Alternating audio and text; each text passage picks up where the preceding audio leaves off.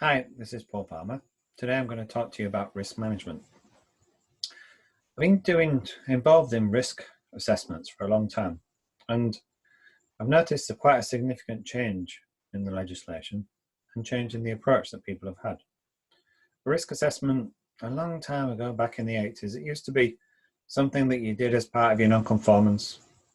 You used to assess the risk, or maybe one of the team assessed the risk and made the decision whether it was critical, major, minor, and it was a simple, just a step in the process.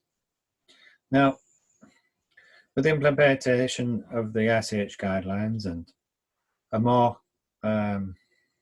wider understanding of the benefits of doing a good quality risk assessment and how it can actually improve the management of the quality of your products and processes.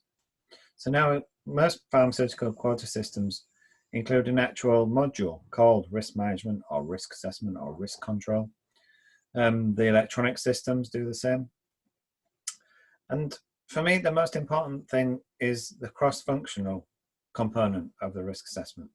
So historically, it used to be just that one person would do the risk assessment. They had responsibility for it, and they should identify the issues and classify.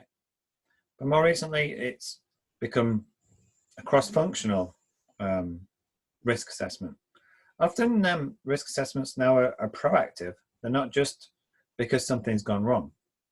You want to consider the risk to your business when something happens. So, for example, what would happen if your computer system failed and you couldn't access the server?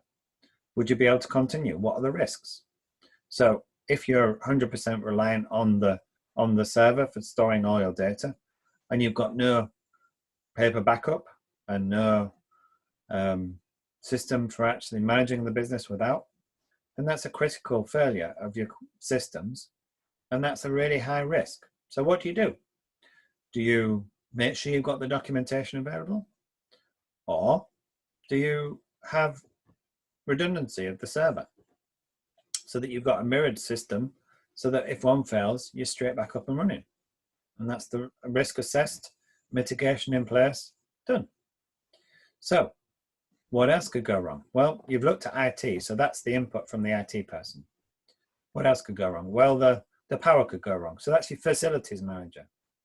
Then, of course, you've got an issue with the product itself. Maybe the quality is not good enough. So you've got the quality person.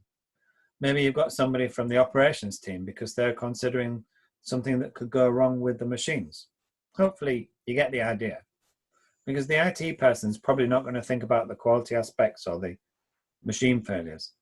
The quality person maybe wouldn't think about the IT function or might not know the details of the server redundancy that's needed. And that's what it's about. You get together as a team, look at the scope of what you're risk assessing, and look at all the options. Do your risk assessment, you decide, is it acceptable? Is it not acceptable and you need to change something? Or is there some sort of mitigation you can put in place? So that's it for me for today. Talking about risk assessment, it's Paul Palmer.